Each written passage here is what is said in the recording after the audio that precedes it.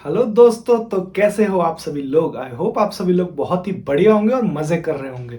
आप सभी लोगों का स्वागत है हमारी एक और नई ब्रांड न्यू एजुकेशनल वीडियो में। तो जैसा कि मैंने आप लोगों से जो हमारी जो लास्ट वीक जो हमारी मंडे को जो वीडियो आई थी, जिसमें मैंने आप लोगों से हमारे जो टाइम टेबल है उसका मैंने जिक्र किया था और आपको मैंने अपना बिगेस्ट सरप्राइज दे दिया था। मैंने आप लोगों को कि सरप्राइज हमारा क्या था। तो आज हमारे जो सरप्राइज है यानी कि 8th क्लास, उसका आज हम फर्स्ट लेक्चर लेने जा रहे हैं। ऑफिशियली हमने 8th क्लास का इनॉग्रेशन कर दिया था टाइम टेबल में ही, बट अब फर्स्ट लेक्चर लेने जा रहे हैं। टाइम टेबल आप लोगों को अवेलेबल हो गया होगा डिस्क्रिप्शन में, आप एक बार चेकआउट कर लीजिएगा। और जो डे प्लानर है, जो ईयर प्लानर है, वो भी मैं आप लोगों के लिए बना दूंगा। ठीक है।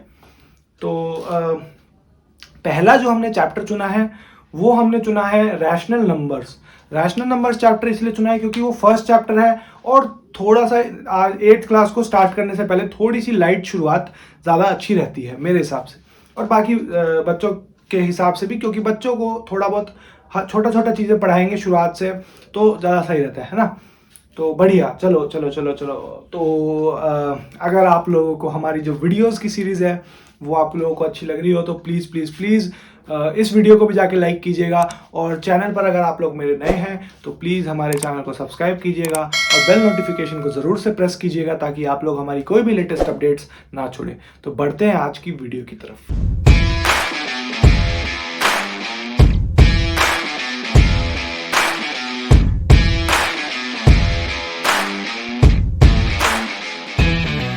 जैसा कि मैं आप लोगों से डिस्कस कर चुका हूं कि आज जो हमारा चैप्टर है वो है रैशनल नंबर्स। तो रैशनल नंबर्स को समझने से पहले अपन लोगों को कुछ जो टर्म्स है वो अपन को समझनी पड़ेंगी कि वो सर क्या होता है ना। तो मैं आप लोगों को 3-4 जो टर्म्स है वो आपको बता देता हूँ क्या चीज़ें होती हैं। जनरली इस चैप्टर में जो अपन को समझने की ज़रूरत है, बेसिकली वो काम भी आएगी और समझने की ज़रूरत है कि वो क्या है, उसको कहते क्या है अपन लोग, है ना। तो पहली चीज़ तो आती है sir natural numbers.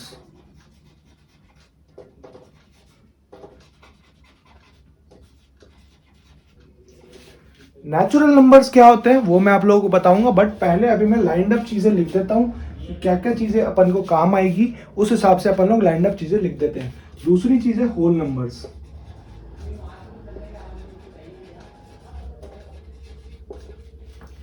Whole numbers होगी, ठीक है। तीसरी चीज आप लोगों के पास में होगी इंटीजर्स। देखो, जिस बच्चे के मैं बताऊं आप लोगों को, जिस बच्चे का अगर 8th क्लियर नहीं है तो उसे 9th काफ़ी कम हद तक समझ आएगी, ये भी ध्यान रखना। तो 9th क्लास भी समझना ज़रूरी है। और बात रही क्वेश्चंस की, तो क्वेश्चन की जो सीरीज़ है वो मैं आप लोगों का डाउट क्लियर कर देता हूँ।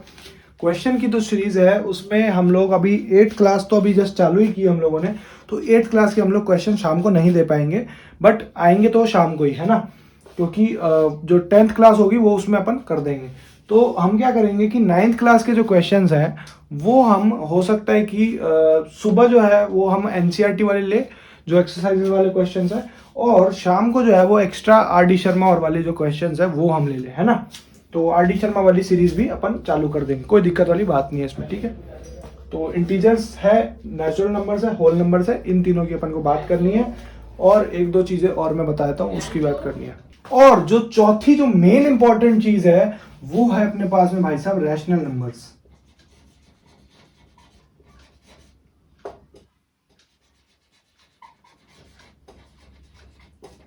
सर जी, आपने 3 चीजें तो बता दी, बट सर जो मेन इंपॉर्टेंट चीज थी रैशनल नंबर, वो क्या होता है वो तो आपने बताया ही नहीं। तो मैं आप लोगों को बता दूं कि नेचुरल नंबर्स क्या होते हैं।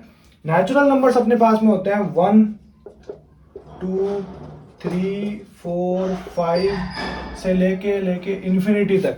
इन्फिनिटी तक जितने भी नंबर होते हैं, चाहे वो 999 हो, कोई भी नंबर हो, कितने ही नंबर हो, वो अपने पास में नेचुरल नंबर्स के अंदर आ जाते हैं, ठीक है।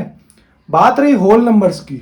होल नंबर में क्या होता है, देखो होल नंबर में ज्यादा डिफरेंस नहीं आता। होल नंबर में सिर्फ क्या होता है, 1 के आगे एक 0 लग जाता है और बाकी का सारा जो पार्ट है वो अपने पास में सेम रहता है as it is natural numbers के हिसाब से।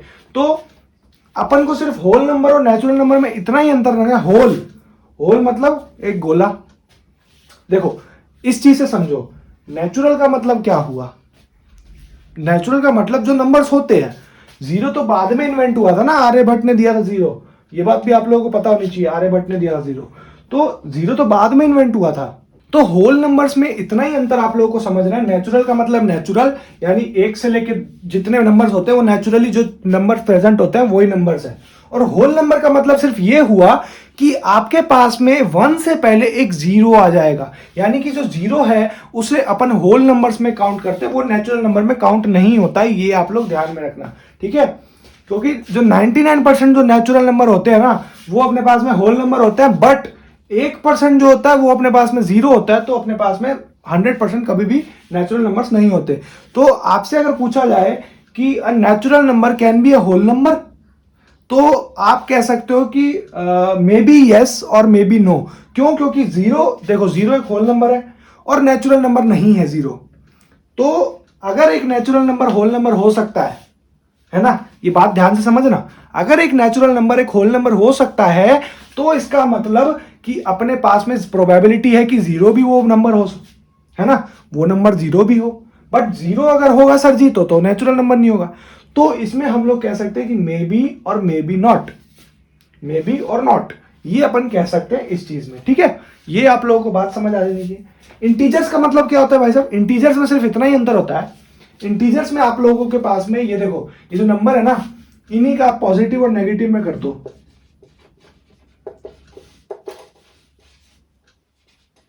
इंटीजर्स में, इंटीजर्स का मतलब होता है पॉजिटिव और नेगेटिव, यानी कि इन्हीं नंबर्स का आप लोग नेगेटिव में कर दो और पॉजिटिव में रख दो नंबर्स को, -1 -2 -3 +1 +2 +3, ये आप लोग रख दो, ये अपने पास में इंटीजर्स होते हैं। आप लोगों को ये चीज ध्यान रखनी चाहिए। जैसे मैं एग्जांपल भी लिख देता हूं, -1 0 1 +1 +2 ये सब होते हैं, और ये -2 भी यहां पर लिख देता हूं, हल्का सा यहां से लिख देता हूं, है ना।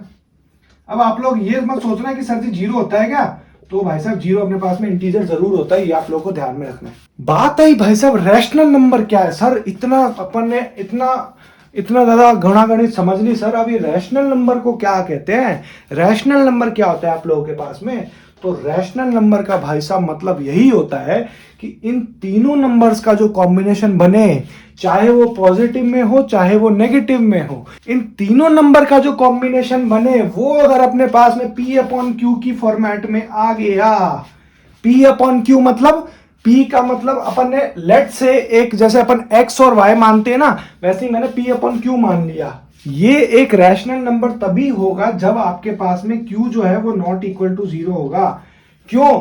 क्योंकि रैशनल नंबर का मतलब क्या होता है? रैशनल नंबर में आप लोगों के पास में दो चीजें होती है, पहला तो होता है न्यूमरेटर, दूसरा होता है डिनोमिनेटर। यानी कि देखो जो अपने पास में जो P है ना वो अपने पास में हो गया न्यूमरेटर,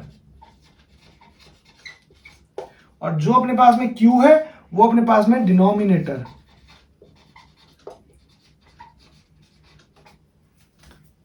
डिनोमिनेटर सर इतना लंबा नाम क्यों रखे सर? देखो डिनोमिनेटर का मतलब यही होता है, डिनोमिनेटर मतलब एज द नेम सजेस्ट, कि नेम से कैसा लग रहा है कि नीचे वाली चीज होगी, कोई जिसको डोमिनेट कर रहा होगा वो न्यूमरेटर से। न्यूमरेटर का मतलब ऊपर वाली चीज। तो ये आप लोगों को ध्यान रखना है कि न्यूमरेटर जो होगा वो अगला होगा और डिनोमिनेटर जो होगा वो पिछला होगा। ऊंचला पिछला, ऊंचला निचला, ऊंचला निचला, ये आप लोगों को ध्यान रखना है, ऊंचला और निचला, ये आप लोगों को ध्यान में रखना है। न्यूमरेटर जो होगा आपके पास में ऊंचली चीज होगी, इसको मैं हिंदी में लिख देता हूं ताकि बच्चों को इजीली समझ आ जाए। ऊंचली,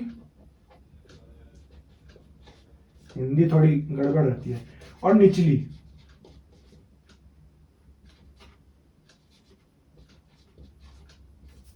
ठीक है। ऊंचली और निचली चीज, ये दोनों अपने पास में आप लोगों को समझना है। डिनोमिनेटर न्यूमरेटर, ये आप लोगों को चीज समझ आ जानी चाहिए। और आप लोगों को ये भी फंडा समझ आ जाना चाहिए कि कभी भी रैशनल नंबर तभी P/Q की फॉर्म में हो सकता है जब आप लोगों के पास में Q जो है वो जीरो के इक्विवेलेंट नहीं है। अगर वो जीरो के इक्विवेलेंट हो गया नीचे, तो इसका मतलब तो भाई साहब आपका रैशनल नंबर तो वैसे ही खत्म हो गया, क्योंकि Q तो भाई साहब आपका नीचे आ गया। अब आप लोगों के मन में एक सवाल आ रहा होगा कि सर क्या P भी ऐसा ही तो होगा? सर P वाला भी तो लफड़ा सेम ही होगा, क्योंकि सर रैशनल नंबर वो भी नहीं हो पाएगा क्योंकि वो ऊपर जीरो हो जाएगा। लेकिन आप लोगों को ध्यान रखना है कि नंबर जो होना चाहिए वो P/Q की फॉर्मेट में होना चाहिए। नीचे जीरो नहीं आता कभी भी, ऊपर आप लोगों के पास में जीरो आ सकता है। क्यों? क्योंकि नीचे आपके पास में कोई ना कोई नंबर रहेगा। मान लो आपके पास में 0/1 है, ये आपके पास में एक रैशनल नंबर हुआ। क्यों भाई साहब? जब भी देखो आपके टेस्ट में नंबर आते हैं, जब भी आप लोगों के टेस्ट में नंबर आते हैं तो टीचर कैसे डालती है? आपका टेस्ट अगर मान लो 10 नंबर का है तो आपके 5 आए भाई साहब। आपका अगर टेस्ट 10 नंबर का है तो ऊपर में 0 आए। आपने कभी भी डिनोमिनेटर में ऐसा देखा है कि आपके अगर 10 नंबर आए तो 10/0, ऐसा आपके कभी देखा है? नहीं भाई साहब, ये चीज गलत होती है। ये फॉर्मेट आप लोगों के पास में सही होता है, ये आपको ध्यान में रखना है, ठीक है ना? आप लोगों को ये चीज ध्यान में रखनी है कि 0 में तो आ सकता है सर जी। कभी भी कोई बंदा कहे कि भाई साहब तूने कैसे बताया कि पी 0 भी आ सकता है? क्यों अगर 0 नहीं आ सकता तो पी कैसे 0 आ सकता है? तूने कैसे बताया? कभी भी उसको यही बात बताना कि सर आपको अगर टीचर नंबर देती है, आपके अगर अंडा नंबर आए हैं, 0 नंबर आए, 0, ये अंडा होता है ना 0, अगर अंडा आए हैं सर 10 में से तो आपको टीचर 0 नीचे थोड़ी लिख के देगी, 10/0 थोड़ी लिख के देगी, 0/10 लिख के देगी ना, तो फिर आपके पास में वो नंबर आएंगे। तो ये आप लोगों को ध्यान रखना है, आपके जो नंबर्स आते हैं वो भी आपके रैशनल नंबर्स के फॉर्मेट में आते हैं जब आपके टेस्ट में टीचर नंबर देती है, ठीक है? तो ये चीज आप लोगों को समझनी जरूरी है कि P0 हो उससे अपन को फर्क नहीं पड़ता, लेकिन Q कभी भी 0 नहीं होना चाहिए, वो आप लोगों को समझना है। जैसे ही Q 0 आ गया तो इसका मतलब वो रैशनल नंबर है ही नहीं। और हाँ, एक चीज और मेरे को समझानी थी। सर हमारे तो ऐसे दिया हुआ था सर रैशनल नंबर, देखो कभी को काल का रैशनल नंबर कैसा आता है, देखो कभी को काल रैशनल नंबर कुछ ऐसा आता है। मैं इसको मिटा देता हूं हल्का सा साइड में।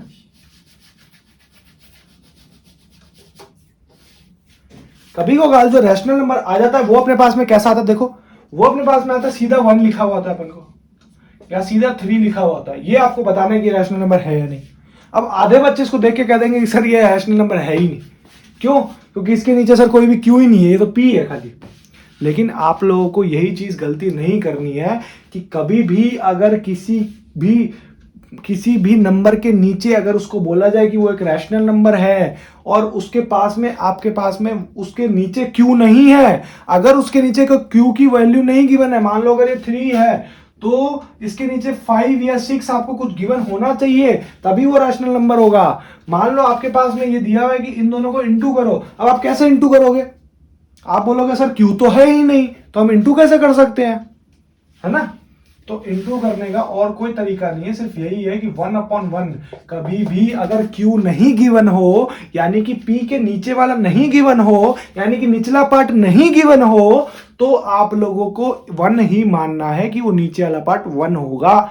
ये तो एकदम ट्रुथ है एकदम। आप ये बात तो है ना, आप कॉपी में आज ही लिख लो कि कभी भी अगर हमें क्यू नहीं गिवन हो, निचली चीज नहीं गिवन हो, तो हमें 1 मानना है। वो आप लोगों को लिख लेना कॉपी में, ये आपको बहुत काम आएगा, क्योंकि आगे आपको कभी भी ये 1 मिलेगा ही नहीं। नीचे वाला, नीचे आपको कभी भी क्यू मिलेगा ही नहीं, सिर्फ इस चैप्टर में मिलेगा, बाकी कभी नहीं मिलेगा। ये आप लोग ध्यान में रखना, ठीक है? तो ये चीज आप लोगों को समझ आ जानी चाहिए बहुत ही बढ़िया तरीके से, ठीक है?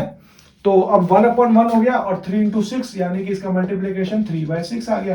तो ये बहुत ही आसानी से सर हमने सॉल्व कर लिया। और हमें ये कॉन्सेप्ट मेन तो देखो, ये सवाल तो बड़ा इजी, सबको पता है कि 1 से कोई भी चीज इंटू करोगे तो 1 ही आएगा, और 0 से कोई भी चीज इंटू करोगे तो 0 आएगी, सबको ये बात पता है। बट मैंने ये इसीलिए कराया था कि आपको एक्सप्लेनेशन आ जाए इस चीज का कि अगर आपके पास में क्यू नहीं गिवन है तो आप क्या मानोगे।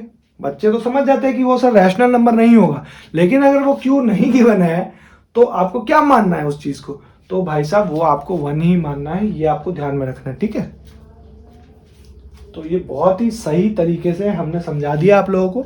आप लोगों को इस चीज को बढ़िया समझना है, नोट डाउन करना है आपकी नोटबुक में, और फिर उसके बाद अपन थोड़ा सा आगे और बढ़ते हैं। अपना ये जो फर्स्ट एक्सरसाइज है ये काफी लंबी होगी, तो मेरे हिसाब से ये 2 लेक्चर्स में तो मेरे हिसाब से खत्म हो जानी चाहिए, है ना?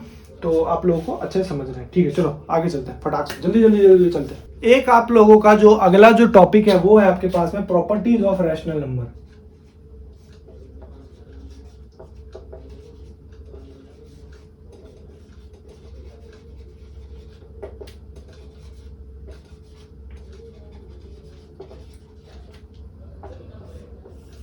आप लोगों के एनसीईआरटी बुक्स में, आप लोगों के पास एनसीईआरटी की बुक्स होगी, उसमें आप लोग देखो पेज नंबर, आप लोग जाओ 2 नंबर पेज पे, उसमें जाओ और आप लोगों को एक ग्राफ तो क्या एक टेबल सी बनी हुई दिखेगी, उसमें आपको क्लोजर होल नंबर्स और से रिलेटेड चीज़ें काफ़ी सारी मिलेंगी, तो वो मैं आप लोगों को यहीं पे समझा देता हूँ, क्योंकि वो ग्राफ बनाना एक तरह से मुझे लगता है कि टाइम वेस्ट है।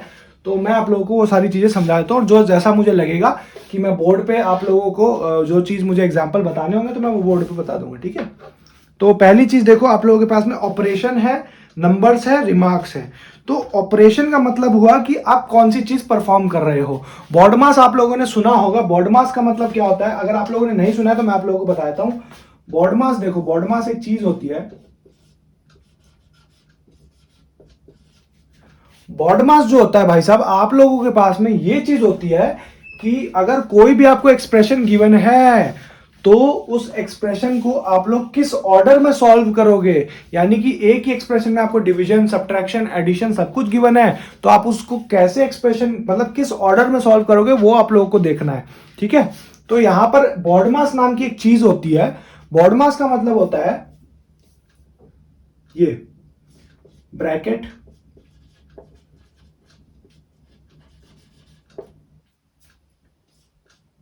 ऑफ डिवीजन, मल्टीप्लिकेशन,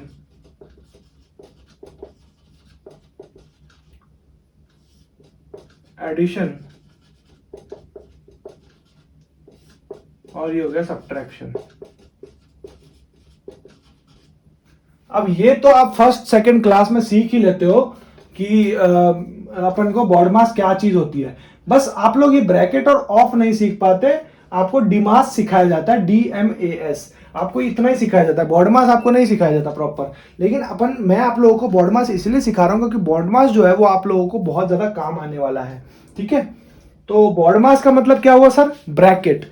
तो ब्रैकेट का मतलब होता है सर, ब्रैकेट में जो चीज दी हुई है उसको पहले सॉल्व करना है। हाँ जी, वो सही बात है, उसी को पहले सॉल्व करना होता है, ब्रैकेट में जो चीज दी हुई होती है। तो ब्रैकेट वाली जो चीज आएगी ना वो आपके पास में बहुत ज्यादा काम आने वाली है। तो ब्रैकेट कुछ इस ऑर्डर में होते हैं। सबसे बड़ा होता है ये वाला ब्रैकेट, जिसको आप सबसे लेट सॉल्व करोगे।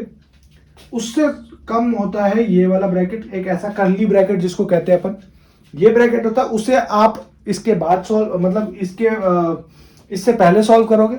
और सबसे छोटा होता है ये वाला ब्रैकेट। अगर कहीं भी ये वाला ब्रैकेट दिया हुआ है और उस क्वेश्चन में आपको बॉड मास का मतलब वो ऑर्डर दिया हुआ है कि बॉड मास में सॉल्व करो, तो आप लोगों के पास में ये वाला ब्रैकेट सबसे पहले, छोटा वाला ये उसके बाद और ये उसके बाद, ठीक है। ऐसे आपको लोगों को सॉल्व करना है। और सीक्वेंस सेम, ब्रैकेट बंद करने का भी सीक्वेंस यही रहेगा और सब कुछ यही रहेगा। तो ब्रैकेट का जो सिस्टम है वो कुछ ऐसा होता है। और ये डॉट्स जो है वो मैंने ऐसे ही लगाए हैं, तो इसका समझना मत कि कोई मतलब है।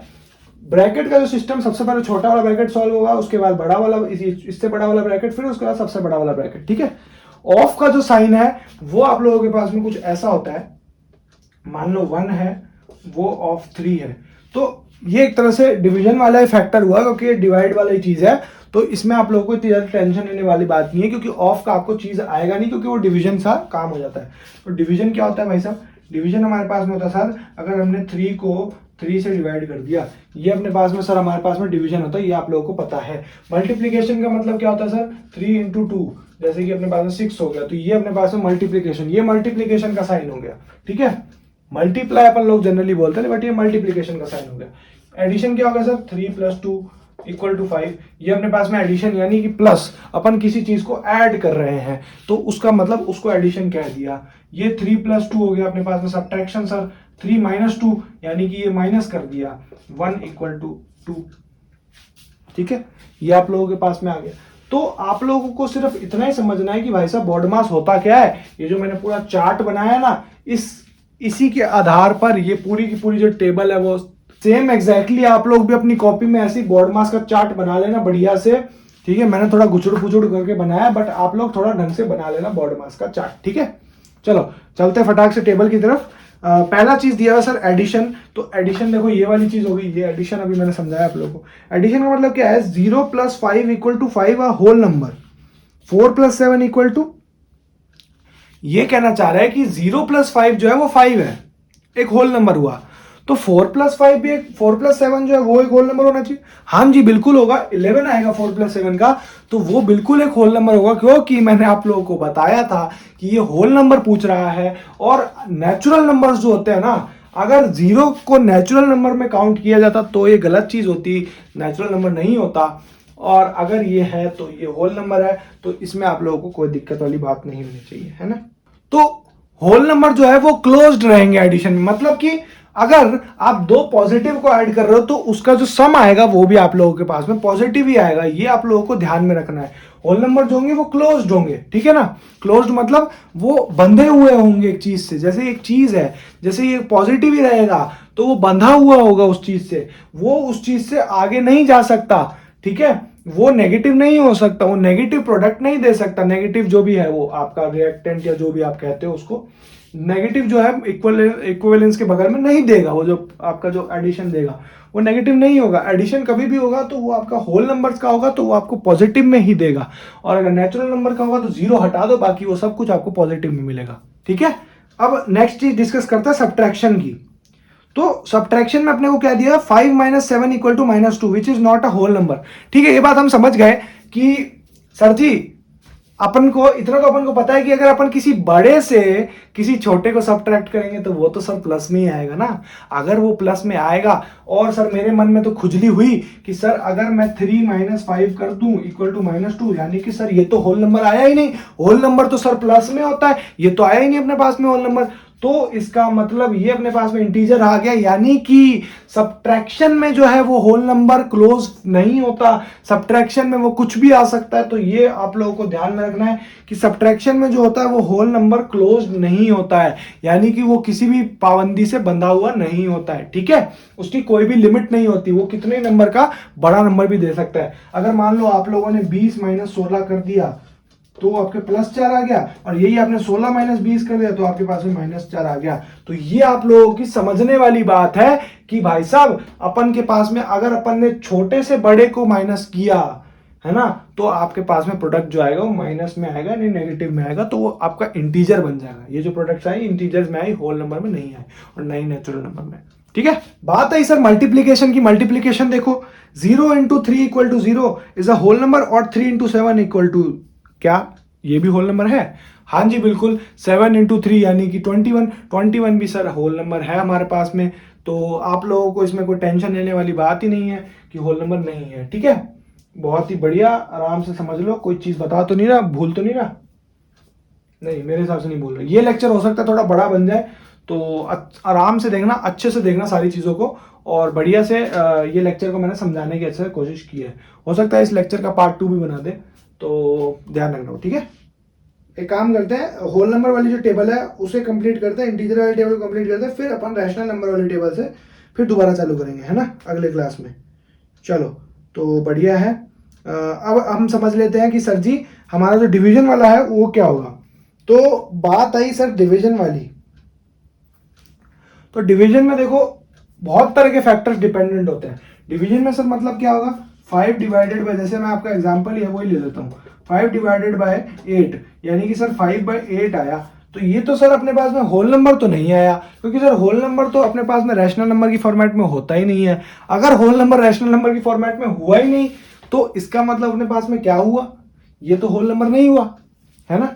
ये होल नंबर नहीं हुआ तो इसका मतलब अपन ये कह सकते हैं कि डिवीजन भी भाई साहब अपने पास में पाबंदी में नहीं बंधा हुआ, उसकी भी कोई लिमिट नहीं है। वो आपको कभी को काल तो दे देगा, आपको सिंगल होल नंबर में दे देगा, और कभी को काल नहीं भी देगा। तो ये आप लोगों को समझना है कि ये इसकी कोई लिमिट नहीं है। अगर मान लो आपने 16 डिवाइडेड बाय 8 कर लिया तो ये तो आंसर 2 आ गया होल नंबर में, तो ये तो सर हमारे पास में सही है। तो ये गलत है क्या? नहीं, ये गलत नहीं है, बट इसका क्या है ना कि इसका फंडा थोड़ा अलग है। तो ये क्लोज्ड में नहीं रहेगा, मतलब क्लोज्ड मतलब ये इस चीज की बंधा नहीं रहेगा कि ये हमेशा होल नंबर देगा, ठीक है ना। ये चीज आप लोगों को समझनी है।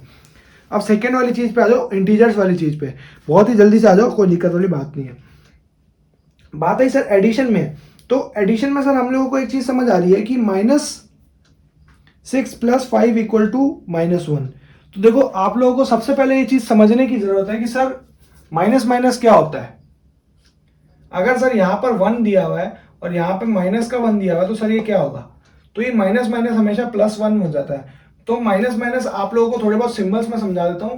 माइनस माइनस जो होगा वो प्लस होगा, प्लस माइनस जो होगा वो आपके पास में प्लस होगा, माइनस प्लस जो होगा वो आपके पास में माइनस होगा, और प्लस प्लस जो होगा वो आपके पास में प्लस होगा। ये आप लोगों को ध्यान में रखना है, ठीक है, कि अगर आप इन दो चीजों को कंबाइन करते हो, है ना, यानी कि अगर मान लो अगर आप इन दो को कंबाइन करते हो, देखो मल्टीप्लिकेशन वाले फैक्टर में तो ये वाला फंडा और ये वाला जो फंडा है ये तो सेम ही लगेगा, बट ये वाला जो फंडा है ना ये चेंज हो जाएगा, ये नेगेटिव हो जाएगा, क्योंकि प्लस पॉजिटिव नेगेटिव कैसे ही कर लो तो नेगेटिव ही आना है, वो आपको पता ही है बस, ठीक है, तो ये नेगेटिव ही आएगा। अगर आप लोग मान लो किसी नेगेटिव वाले बंदे को ऐसे कर रहे हैं -1 प्लस 1, तो ये भी आपको नेगेटिव में चेंज कर देगा, तो यार नेगेटिव हो जाएगा आप लोगों के पास में, समझ जाना ये चीज, ठीक है, ये चीज आप लोगों के पास में नेगेटिव हो जाएगी। और अगर यही चीज आप लोगों के पास में 1 दिया हुआ है, माइनस का और प्लस का 1 है, इक्वल टू ये आपके पास में आ गया, तो ये माइनस का हो जाएगा, 1 - 1 = 0। ये आप लोगों को समझने की जरूरत है कि ये जो साइन वाला जो फैक्टर मैंने समझाया ये आप लोगों को समझना है अच्छे से, ठीक है, बढ़िया से आप लोग समझ लो। थोड़ा बहुत बोर्ड मेरे को कुचड़ कुचड़ दिख रहा है, एक काम करता हूँ, बोर्ड मास को मैं क्लोज कर लेता हूँ एक इंटरवल में, बोर्ड मास अपना छुप ना जाए कहीं, मैं वो देखना चाहता हूँ। ये देखो, ये एक इंटरवल मैंने बना दिया बोर्ड मास के लिए, तो ये आप लोगों के पास में क्लोज हो गए हैं, ठीक है। अब जल्दी से बढ़ते हैं उसमें इंटीजर वाले पार्ट में। तो इंटीजर देखो भाई साहब, आपके पास में क्या कह रहा है, -6 + 5 = -1 इज एन इंटीजर, ठीक है, समझ गए।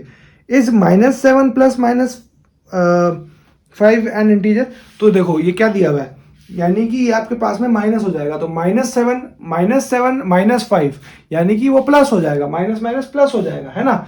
तो एडिशन तो होगा बट साइन कौन सा आएगा, माइनस का आएगा भाई साहब, तो साइन माइनस का आएगा। इसका मतलब आप लोगों के पास में क्या हो गया, आप लोगों के पास में होगा ये 12, है ना, 12 हो गया बहुत ही आसानी से। तो आप लोगों के पास में माइनस का 12 आ गया। क्यों सर, क्योंकि जो दोनों नंबर्स थे वो माइनस में थे, बट सर जब हमको पता है कि माइनस माइनस प्लस होगा तो अपने पास में होगा तो प्लस ही, बट जो नंबर जो आएगा वो आएगा नेगेटिव में, तो यानी कि एक इंटीजर है।